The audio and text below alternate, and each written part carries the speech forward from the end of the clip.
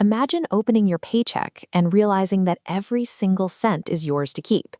Zero income and capital gains tax means exactly what you earn stays in your pocket. For the global ultra-wealthy, this is the daily reality in Monaco. It is a sovereign sanctuary squeezed into a coastline smaller than Central Park. Luxury assets define the landscape. The streets serve as a revolving door for supercars parked outside 19th century architecture, while the harbor stays packed with multi-million-dollar yachts. This pie chart shows a typical national budget. For almost every modern nation, this massive slice here, personal and corporate income tax, is the primary engine keeping the government running. Without this revenue stream, a tiny 2-square-kilometer state should logically go bankrupt. Monaco avoids this collapse by shifting the burden. The state offloaded the standard public debt onto the high cost of simply being present inside the borders. The government collects its revenue when you spend wealth rather than when you create it. Gaining residency requires more than a simple apartment hunt.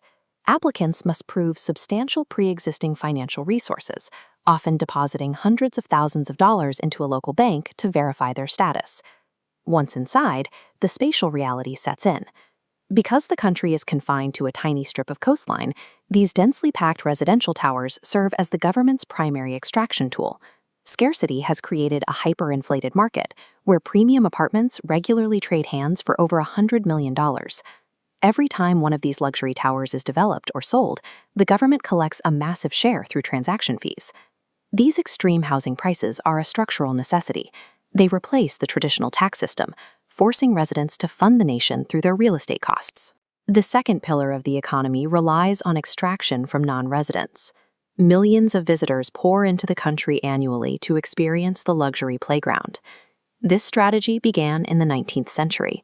This historic casino in Monte Carlo was built to attract foreign aristocrats, successfully rescuing the principality from financial ruin. The Monaco Grand Prix expanded this reach into the modern era.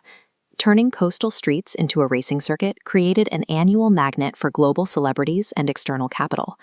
This flowchart shows how that influx of foreign cash sustains the country. Incoming currency is siphoned off through a 20% value-added tax on luxury goods, corporate taxes, and premium service fees. Monaco operates as an exclusive luxury corporation.